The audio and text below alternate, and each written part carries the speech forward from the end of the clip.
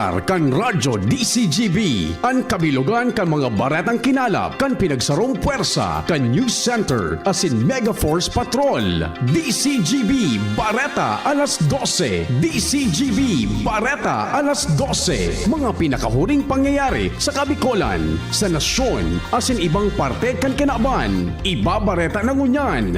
DCGB, Bareta, alas 12. Ngunyan, ang sa inyong tagapagbareta.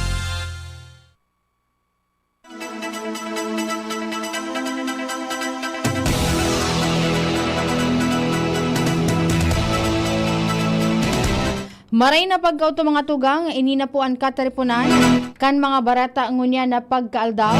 Aldaw ni na Martes, Petsa 21 po kan Hulyo 2026. Kami po ang sindong magiging tagapagbareta. Ako po si Nicole Ann Gloriani. Ako man po si Angel Mustaza. Sa headlines kan mga bareta, sa anenot ang headlines kan mga bareta sa lado lokal. Kilikaw Binitayan Bridge sa Daraga Albay extended sa Good Septyembre ang inisyal na 2 lanes. Kamalig Community College bukas na para sa mga estudyante kan Kamalig. Opisina ni Provincial Administrator Rosal bukas para sa mga reklamo sa quarry operation. Legazpi City Mayor Hisham Ismail mapadala nin surat sa mga eskwelahan para sa magkakanigong giya kung makaresibe nin mga patakot. Headlines kan mga bareta sa lado nasyonal. Pilipinas may pinakamahal na singil sa kuryente sa ASEAN kan Hunyo sigun sa DOE. Manibaybang grupo ng apudan para sa mas matanos na pamamayo sa industriya kan pagsisira. China Coast Guard doble kayod sa panghaharas sa West Philippine Sea. Automatic pass-through charge sa mga consumers kan kuryente pinareview kan sarong senador. Headlines kan barata sa ibang nasyon, mas mahiwas na gyera, pigaha ditan kasunod kan pagkagadan kan US soldiers sa atake kan Iran. Sa lado kan Karawato Sports, Pacquiao Mayweather rematch tiwala na magiging record-breaking event paman sa Giraray. Sa mga detalyes kan mga bareta, ano ang detalyes kan mga bareta sa lado lokal. Ang baretang ini hatod sa Indukan. Leon Extra Strong Beer. Bangis mo! Extended nin saro sa duwang bulan ang paghaman kan inisyal na 2 lanes kang steel bridge kan Binitayan Kilikaw sa Daraga Albay. Ini ang ipinagiras ni Albay Governor Noel Rosal sa DCGB News na naging resulta kan pakikipaghuro niya kay Department of Public Works and Highways o DPWH Bicol Regional Director Kadafi Tanggol asin personalized man kan DPWH 2nd District Engineering Office. Sigun sa gobernador, sa iyang nakonfirmar na alanganin ang ahensya sa pagtatapos ng inisyal na lanes, ngunit nabulan din Hulyo sa pagsasabing bako supesyente ang panahon para sa pagtakod asin pag-welding kan mga bakal poon sa salog o sa salog pasisiring sa tahaw kan tulay. Katakod kay ni pinag-asigurar man kan ahensya na posible ining matapos ngunit nabulan nin Agosto o Setyembre ngunya na taon. Ang baretang ini hatod sa Indukan. Artrisin Joint Supplement. Bumabagal ang galaw dahil sa joint pain at arthritis. Mag-Artrisin. Pasado na asin pinagtutugutan na kan Commission on Higher Education o CHED na mag-akomodar ang Kamalig Community College o si COMC nin mga estudyante. Inan pinaghiras ni Kamalig Mayor Kaloy Baldo asin pinag-unumbita na ini ang pinakaenot na kolehiyo sa munisipalidad. Katakot kay ni pinag-enggaran niyan mauman niya ang mga maawat na mag-enroll sa kursong Bachelor of Engineering Technology Major in Construction Engineering Technology na magbisita sana sa CCOMC sa laog kan Kamalig Training Center sa Barangay Salugan, Kamalig, Albay. Katakot kaya ni pinag-asigurarwa ni Baldo na padagos ang koordinasyon kan lokal na gobyerno kan Kamalig sa CHED tangani madagdagan pa ang kurso na pinag-opresir kan kolehiyo basado sa kamauotan nindang matauan ni dakol na oportunidad, de kalidad asin inklusibong edukasyon ang mga kamalignon. Bukas ang opisina ni Provincial Administrator Raul Rosal sa mga reklamo o kahaputan manungod sa quarry operation. Inisa na ang naging mensahe kan opisyal matapos ang ginibong rally kasudma sa palibot kan Peñaranda Park sa Old Albay District kung saan pinagkukurahaw ang halangkaw na presyo nin baybay asin pagkawara nin trabaho may koneksyon sa quarry operation sa probinsya nin Albay. Dagdag pa ni Rosal na sa maawot niyang maaraman o na maawot niyang maaraman kung si Isay ang mga nagrally kun mga permittee, parte kan task force quarry o ano pa. Sinabi niya na dapat na nagpundo ang mga ini sa Kapitolo tanganing mairani ang sa indang mga pangapudan. Mapadara rin surat si Legazpi City Mayor Hisham Ismail sa mga pampubliko asin pribadong eskwelahan kan syudad bilang giya sa kung ano ang dapat nagibuhon oras na makaresibe nin patakot. Sa entrevista kan DZGB News, sinabi kan alkalde na may koneksyon ini sa bomb threat na naresibe kan Divine Word College of Legazpi kan Domingo na nagkausa nin takot asin pagsuspindi nin klase sagkod sa presente. Dagdag pa ni Ismail na laman kan surat ang giya kan mga protocol asin numero kan mga magkakanig kung autoridad. Pinag-abisuhan man kan opisyal ang publiko na kung makaresibinin mga patakot, dahil ini pagmaliiton asin tulos na i-report sa pulisya para sa magkakanigong aksyon. Mapaapod sa girarain nin pagtaripon sa Legazpi City Mayor Hisham Ismail, kaibahan ang City Disaster Risk Reduction Management Office asin mga opisyales kan barangay sa norteng parte kan syudad tanganing i-refresh ang sa indang preparasyon in kaso maglangkaw pa ang aktibidad kan Bulkan Mayon. Sigun kay Alkalde Hisham Ismail, haloy ng panahon na preparado ang syudad, partikular na ang mga evacuation centers na gagamiton o ang Ibalong Centrum for Recreation, Legazpi City Convention Center, asin iba pa. Kaibahan man digdi na dain na babari ang promisa kan mga opisyales kan barangay na may mga rescue vehicle na pwedeng gamiton sa pagtabang sa pag-evakwar kan mga residentes kung kinakaipuhan. Tutukaron man sa paghururon ang mga concerns kan kada barangay, partikular na ang pinagpapaabot na kaaditan kan mga residentes may koneksyon sa padago sa sitwasyon kan Bulkan Mayon. Tangani masiguro ang padagos na supply ng dekalidad na bagas asin masuportaran ang pagpapahiwas kan Benteng Bigas Program. Tulos na pinuunan kan National Food Authority o NFA Albay ang test milling operations kasunod kan matayumpong emergency milling operations. Sigun sa ahensya, parte ini kan preparasyon kan ahensya bago ang papaharaning regular milling operations. Mawat kan test milling na siguruhon ang preparasyon kan mga pasilidad, kagamitan asin mga rice milling partner kan NFA. Tangani maging matanos ang proseso kan paggiling kan karoy o paroy asin padagos ang produksyon kan ligtas asin dekalidad na bagas. Pinaglalauman man na makakatabang ini sa pagmantinir kan sufisyenteng buffer stocks asin inventaryo, partikular na sa pagpuon kan tag-uran. Target kan gobyerno probensyal nin Albay na maging operational na ang 10 sa good 15 kama o inpatient services kan Batan Infirmary sa Rapurapu Albay sa Nobyembre o Disyembre ngunya na taon. Sigun kay Albay Governor Noel Ebriega Rosal, sa presente solamenteng outpatient services na ang pinag-uupresir kan opisyal o ospital asin padagos man ang preparasyon kan fasilidad sa pagresibe nin mga patients. Pero kay ni pinaglalauman man na kaibahan sa mga serbisyong pinaglalauman na madudugang iyo ang X-ray, laboratory, delivery room asin emergency room. Sa presente nasa 6,000 na pasyente na ang nakapag-avail kan check-up asin iba pang serbisyong pangsalud sa ospital pun kan magbukas ini kan Abril 29 presenteng taon.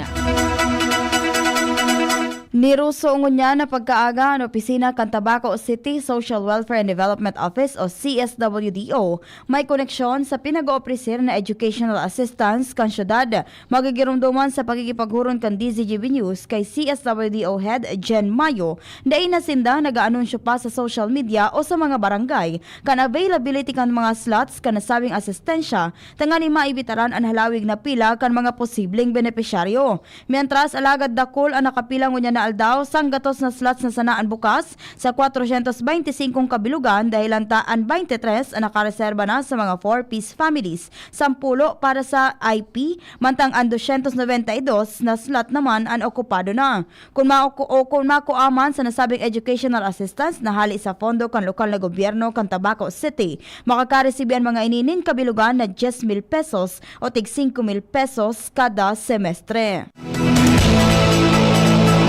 Asin yan po mga tugang ang kabilugan kan mga bareta. Mga detalles kan bareta sa lado lokal. Masunod man ang mga detalles kan mga bareta sa lado nasyonal. Ibang nasyon sports asin iba pa makalihis na nagkaperang pagirumdom. Jericho Rosales po. Ibang level na tayo. For liver health, Silimarin plus multivitamins Liverade Pro. I take it every day with proper diet and exercise. Ang Liverade Pro ay maaaring makatulong sa proteksyon ng atay at support and aid sa treatment ng chronic inflammatory conditions tulad ng fatty liver. Mag-liver up na! Silimarin plus multivitamins Liverade Pro. Silimarin plus multivitamins is the generic name of Liverade Pro. If symptoms persist, consult your doctor. Proteksyon at tulong sa atay, Liverade Pro. May Silimarin, may multivitamins pa. Liver up na tayo with Liverade Pro.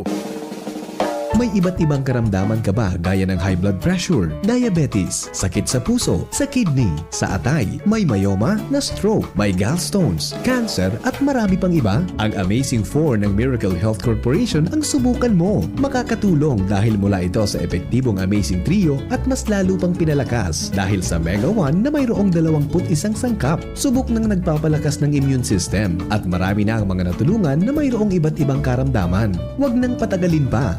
At magpakonsulta. Maaaring pumunta kay Doc Joey Bitito sa Barangay 18, Cabangan West, Legazpi City, kaharap lang ng Bangko Sentral ng Pilipinas. O tumawag sa 0998-975-8121 or 0917-853-8933 para sa free consultation sa natural medicine. Mapapanood din ang serbisyong natural, kalusugan at bayanihan sa YouTube channel at sa Facebook page na Doc Joey Bitito. Magandang araw! Kasama natin ngayon si Sir Ray. Dala ni Sir Ray ngayon ang kwento ng pag-asa sa kabila ng pagdadialysis. Sir? Dati, hirap na hirap ako. Lagi akong pagod at masakit ang katawan. Pati na yung paglalaro namin ng basketball na hinto eh. Sir Ray, alam namin na hindi madali ang pagdaan sa dialysis. Ano po ang nagbigay sa inyo ng pag-asa? Totoo. Pero habang inaalagaan ko ang sarili ko, sinubukan ko ang kidney care. Ngayon, masigla na ako at tuloy-tuloy ulit ang buhay. Hindi madali ang dialysis. Kaya mas maganda ang prevention. Iwasan ang dialysis, protektahan ang kidney mo. Gawing araw-araw na suporta ang kidney care. Available in all drugstores nationwide. Mahalagang paalala, ang kidney care ay hindi gamot at hindi dapat gamitin pang Maong mang ipinipresentar kan lokal na gobyerno kan ginubatan sa pamamayo ni Mayor Gemma Ann Onhoco asin kan sangguniang bayan ang Longganisa Festival 2026. Kapangang bulan na panunin maugma asin kapakipakinabang ng mga aktibidad na mapon Agosto 1 sundo Agosto 15 ngunya na taon. Day 1, Agosto 1, Holy Mass, Agri-Fair Opening asin opening kan Beer Plaza Pagkabanggi. Agosto 2, Zumba Competition. Agosto 3, Tree Growing, PWD Day. Agosto 4, Youth Service Day. Agosto 5, Peso Job Fair sa Ofracio Pavilion. Agosto 6, Bloodletting. Agosto 7, Ginubatan Got Talent. Agosto 8, Ginubatan Bodybuilding and Physique Showdown. Agosto 9, Ginubatan Half Marathon asin pauragan sa Ginubatan Kickboxing. Agosto 10, Ligtas Tigdas Program asin ang pinakaabangan, kulinarya asin longganisa Budol Fight. Agosto 11, Street Dance Competition. Agosto 12, LGU Program asin Services Orientation for Barangay Officials. Susundan kan Youth Day. Agosto 13, Civic Parade and Seniors Citizens Night. Agosto 14, Airsoft sa Oval asin Procession sa Banggi. Agosto 15, Agri-Fair Closing. Holy Mass in honor sa patron saint of Our Lady of Assumption. Tara na, pasyar na sa Ginubatan. Agosto 1 hanggang Agosto 15, Longganisa Festival 2026. Longganisa, Ginubatan, sarabay sa kauswagan.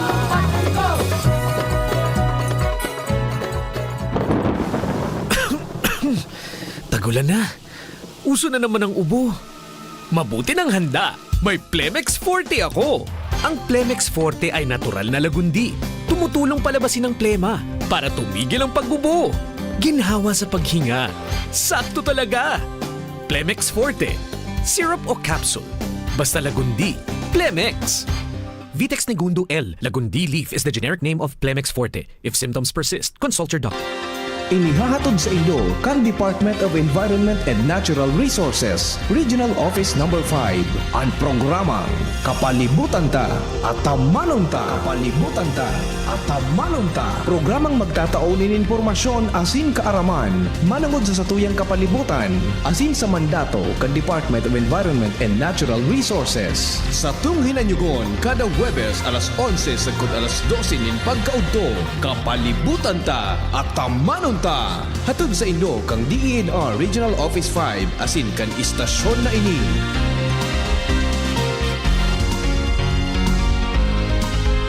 Elevate your self-care routine with great finds and bigger savings at the Metro Supermarket Health and Beauty Fair, happening from July 1 to 31. Enjoy amazing deals with your favorite health, wellness, and personal care essentials, now with up to 50% off on selected items. And that's not all.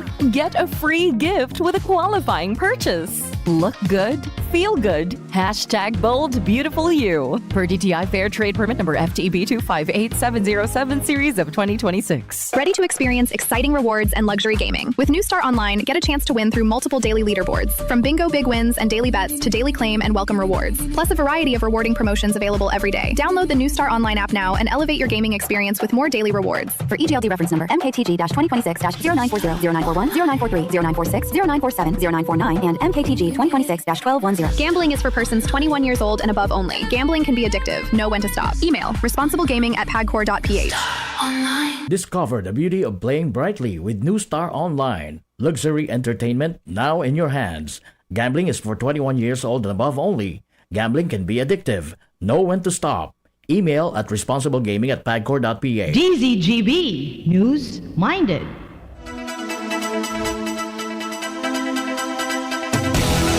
Detalyes kan mga barata sa lado nasyonal. Nagrehistro ang Pilipinas nin pinakahalangkaw na singil sa kuryente sa mga nasyon na miyembro kan Association of Southeast Asian Nation o ASEAN kan Hunyo sigon sa Department of Energy o DOE dahilan kan limitadong supply asin halangkaw na demand nin kuryente. Sigon kay DOE, Undersecretary Rowena Cristina Guevara, uminabot sa 12.43 sa kada kilowatt ang average na presyo nin kuryente sa nasyon kan Hunyo na mas halangkaw sa 0.093 kada kilowatt-hour kumpara sa singil sa Singapore. Ipinaliwanag ni Guevara na pinakahalangkaw ang singil sa Visayas dahil sa kakulanganin supply sa rehiyon. Sinabi niyang may 21 o 21 mga power plants ang nakamati in enforced outage kaya naglalaom ang Visayas sa supply gikan sa Luzon asin Mindanao. Nagkapirang aldaw na nagsapar nin yellow alert ang Visayas grid kan Hunyo na nangangahulugan na bako supisyente ang operating margin kan sistema para masimbagan ang kinakaipuhan na reserba para sa seguridad kan transmission grid.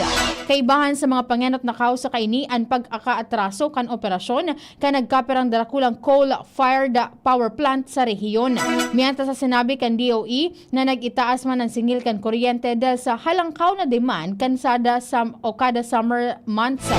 Dahil ligdi kaipuhan na paandaron ang mga mamahalo na power plants tanganing maiwasan ang kakulangan sa supply asin posibleng mga brownout. Nagkapirang aldaw bago ang State of the Nation Address o sona ni Presidente Ferdinand Marcos Jr. Piglansar kan manibaybang grupo ang agos ang kalagayan ng karagatan, pangisdaan at mga o pamayanang baybayin sa Pilipinas.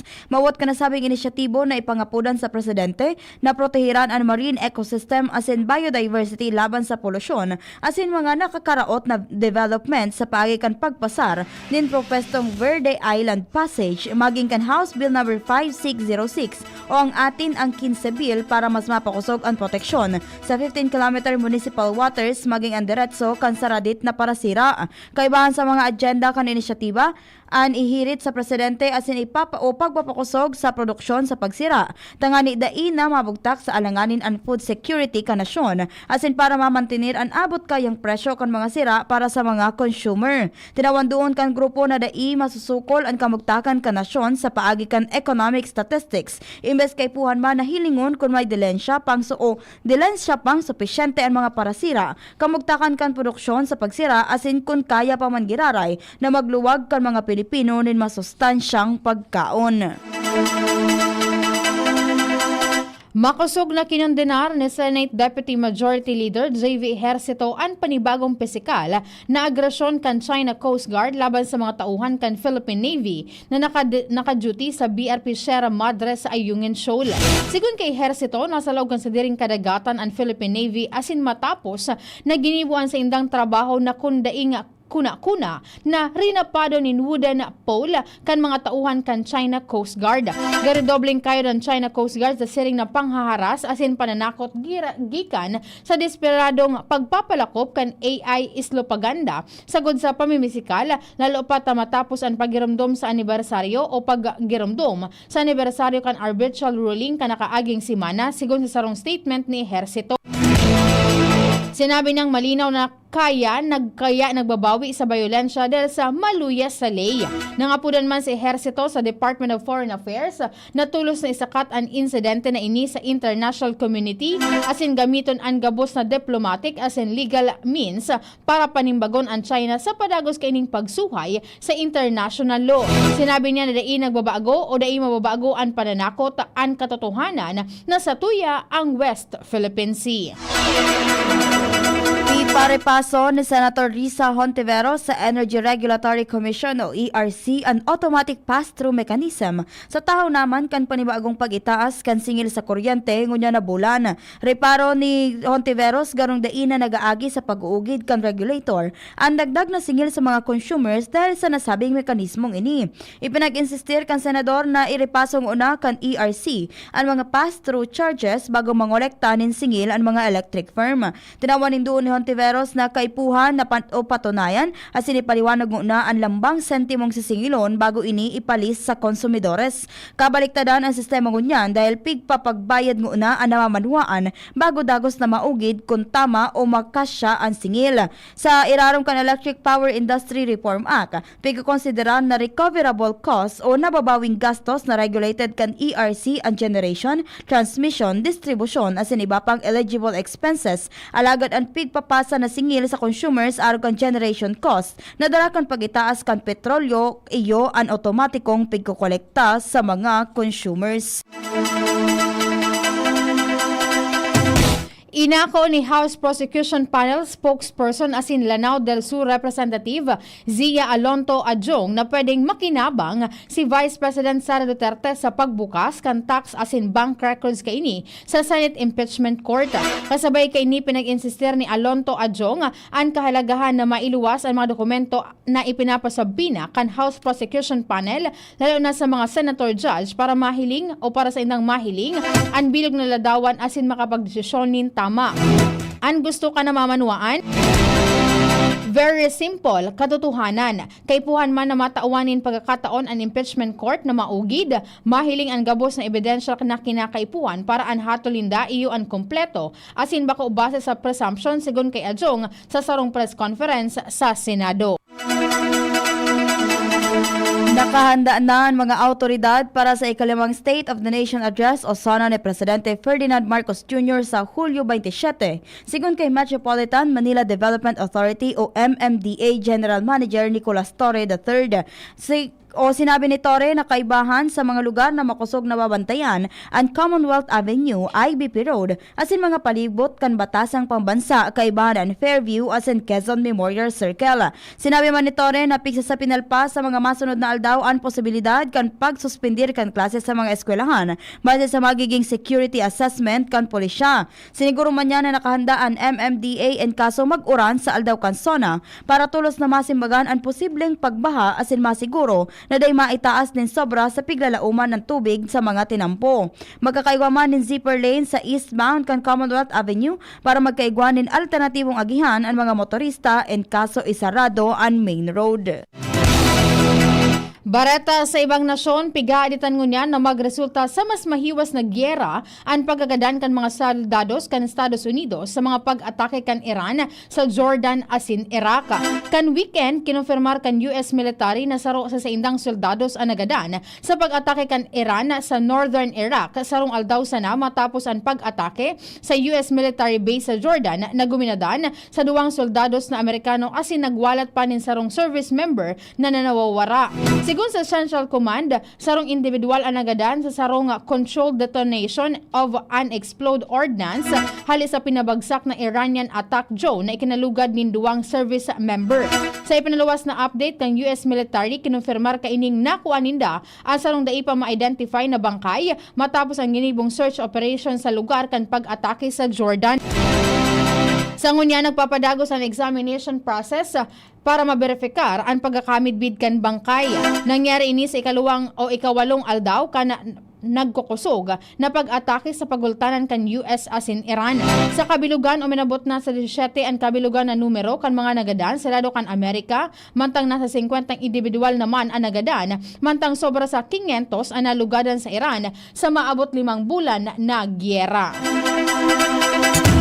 Sa Ladocan Karawato Sports, nagtutubod ang MP Promotion CEO na si Chas Matur naman tinidong dakulang atraksyon sa mga boxing fans ang rematch ni Manny Pacquiao asin Floyd Mayweather Jr. Maski na naisibog ang laban kay ni sa Enero sa masunod na taon. Sigun kay Matur, tiwala siyang sa giraray magiging matrayumpo asin makakapagrehistro nin record ang sa giraray na paghampangan kan duwang boxing legend dahil ini ang laban na gusto giraray na mahiling kan publiko. Ipinag-insistir ni Matur na ang rematch ni Pacquiao asin Mayweather ang magiging saro sa pinakadakulang sporting event sa panahon kan streaming era. Magigirumduman na inanunsyo ang rematch ngunya na taon. Alagad kinestyon kan nagkapirang boxing analyst asin tagahanga kung makakamtan pa kay ni ang parehong interes na nakuha kan sa indang enot na laban kan 2015. Sa primerong paghampang kan duwa ng gana si Mayweather sa paagi kan unanimous decision, alagad akulman ang nadisganar dahil dai naging kasing aksyon ang laban arog kan piglalauman dahil sa padulag na depensa ni Mayweather. Pero digdi parehong nasa ultimong parte na kan sa inang karera ang duwang boksingero kung sa oras kan itinalaan na rematch sa Enero. Maabot sa 50 anyos na si Mayweather mantang 48 anyos naman si Pacquiao. Siring man nagtutubod si Matur na dai magiging ulang ang edad kan duwang atleta dahil pareho sindang pamosong boksingero.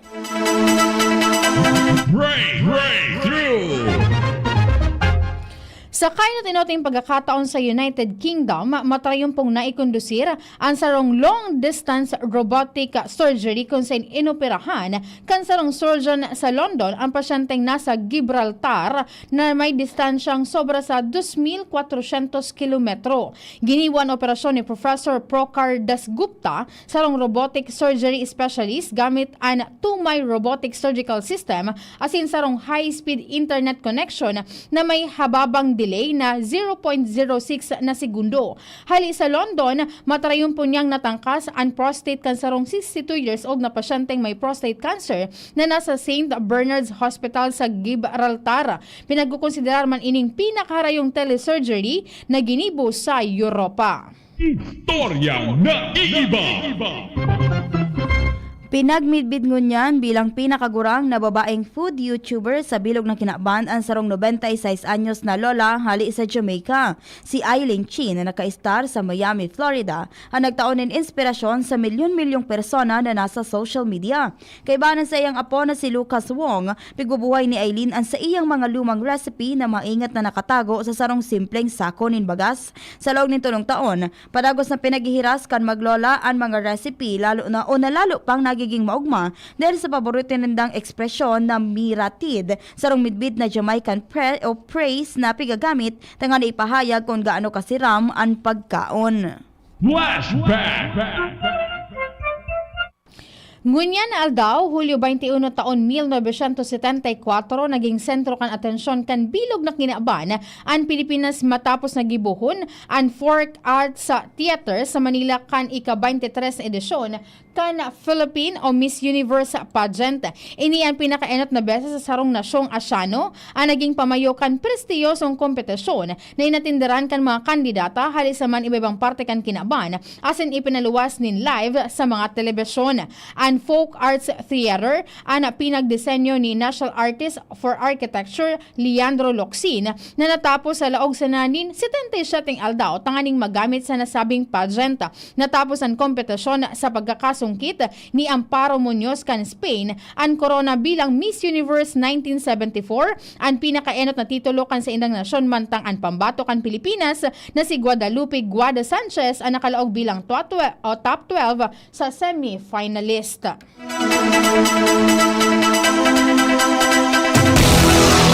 Asin yan po mga tugang ang kabilugan, kan mga detalyes, kan mga bareta. Pinagtarabangan ay sulat dyan sa samuyang DCGB News Base sa laog nin anum na oras. Sa pangaran po kan samuyang news director as si news manager Sir Mar de la Cruz na iyo ang nangenot kan pagsurat kan bareta, naging katuwang si Nicole Ann Gloriani. Sa pangaran kan samuyang IT department as in an technical team, sa pangaran kan samuyang chief technician Kuya Ramir Tanan, mga OJT sali sa Sorsogon State University, Jerome Nico Martinez. Kami po ang sa indong naging tagapagbareta. Ako po si Nicole Ann Gloriani. Ako man po si Angel Mustaza. Salamat kan sa indong pagantabay, marhay na pagkaudto. Sa indong nadangog ang mga darakulang bareta ngunyan aldaw. Ang tabayan ng giraray sa aga, ang sarupang